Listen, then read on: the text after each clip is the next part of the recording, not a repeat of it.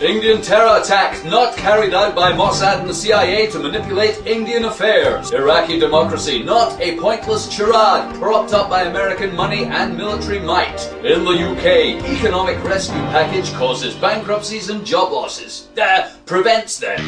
Hello, zombie shoppers of Earth. Welcome to the fucking news. I'm lying through my teeth. Here are the headlines tonight. India's Prime Minister Manmohan Singh hasn't vowed to take whatever measures are necessary to align India with Western powers in the forthcoming nuclear holocaust. In a televised address, Mr. Singh didn't say the government will ensure the total obedience, compliance and insecurity of our citizens with a knee-jerk reaction of increased fascism, the rolling out of a police state, the creation of more homeland and security armies and more surveillance of everyone. He described the attacks as well-planned and well-orchestrated, intended to create a sense of panic, and adding that they had come with the single-minded determination to manufacture consent for the shadowy puppet masters of Earth to embroil us in their dastardly schemes. In an exclusive interview with Fucking News, renegade agent, baby killer, state executioner, and amoral corporate sleazebag Ike Ill for Money, the non-existent mastermind of the Indian CIA Mossad operation, explained their rationale and described the mission as a great success. Ike, congratulations on your mission. Welcome to the Fucking News. Thanks. Tell us, Ike Ill for Money, how do you begin putting something as complicated as this global false flag mindfuck together? And what's behind your success? Well, it's easy. If you have a lot of money and the combined resources of two of the world's biggest secret services. All you do is find some wacky extremists, give them loads of money, some guns, and wind them up for a bit. Then you suggest a few targets. It's not rocket science, really, it's not. We've been doing it for years. What do you think we do in the office all day? Photocopy our butts and throw darts at a picture of Osama bin Laden? Fuck, really. We're the world's most dangerous, well-funded secret services. We've got billions of dollars to spend and carte blanche from our corporate masters to spread lies and disinformation, kill people, topple governments, destroy economies, start wars and torture people to death in secret locations all over Earth. We even make movies, print books and run big businesses. Shit like this is a piece of cake. Many people will still want to know why it's necessary to involve India and ensure their allegiance. Are you kidding? This is the world's biggest fake democracy, an armed nuclear power and one of the biggest unregulated markets on Earth. Shit man, in India you can still sell kids cigarettes and buy a woman on the street. It's the Isra-American dream. Anyway, what you got to understand is there's gonna be a war. It doesn't matter when, what matters is who will. Psst, not India. Look around.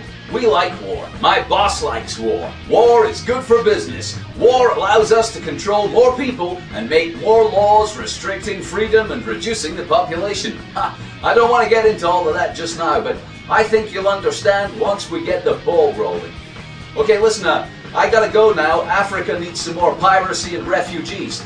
Nice talking with you lying through the teeth. Ike Ill for Money there, explaining how to manufacture consent and influence world events. In a totally unrelated story, Iraqi democracy is not a total sham and a flimsy front for American control of resources in the region, because the Iraqi parliament voted to accept a deal on the future presence of US troops in the country. Well, this decision means US troops could leave the Iraqi streets by the middle of next year and then leave Iraq entirely by the end of 2011. Except, of course, for the tens of thousands of American and British mercenaries guarding everything from the government's toilets to oil wells and power stations. The agreement is the result of Americans telling Iraqis what's going to happen and the Iraqis sucking it up. The agreement has been fiercely opposed by some groups in the population, and hundreds of thousands of people have taken part in protests against it. But who gives a fuck about the voice of the people in a fake democracy, where you almost certainly have to believe in mumbo-jumbo alacadabra to even get elected? Parliament Speaker Mahmoud al-Mashadani said, An overwhelming majority of lawmakers were paid to agree to this. The Iraqi government has hailed the parliamentary session as the prelude to a return of imaginary sovereignty over the country and the eventual goal of proxy rule by foreign corporations, coupled with a compliant, quisling administration run by mad religious extremists. Nice! In the UK, the pre-budget statement from Alistair Darling announced 2 days ago did not lead to more job losses and bankruptcies, nor is it a package of pointless minor adjustments to poverty designed to let the government claim they're doing something whilst the market adjusts itself and the poor gets it up the ass one more time. As a result of the Chancellor's VAT cuts and other tinkering, some things will be a few pence less and other things a few pence more. Gordon Brown didn't welcome the proposals as too little too late and as much use as a chocolate poker.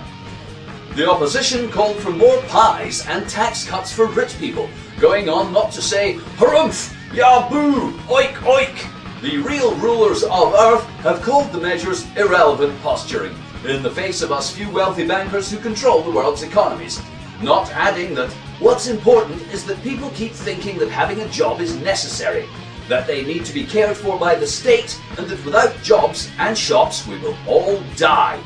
We must never accept any view that doesn't promote shopping and working as the solution to our economic problems.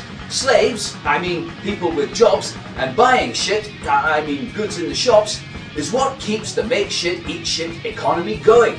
We must pretend to like competition and a free market, but at the same time prevent any alternative currencies or money supplies being used except our fake one. We must talk about free markets, but impose sanctions and levy tariffs to suit ourselves. We must talk about peace and freedom, but kill people and attack countries without justification. And we must pass more laws criminalizing more people for their behavior, tax evasion, political views, and most importantly, drug use, so that we can benefit from the Earth's biggest business, illegal drugs. Why? If drugs were legal, coke would cost less than sugar, cannabis less than lettuce. Shh! Don't tell anyone, but all the money used to buy drugs ends up in a bank. Fuck you all for a buck and put it in my bank. Thanks, and now the weather. Mossad and the CIA not photocopying their butts in the office, so a chance of Armageddon in your lifetime. Freedom and democracy shams settling over Iraq whilst wealthy bankers laugh in your face and spit in your grave. Have a nice weekend.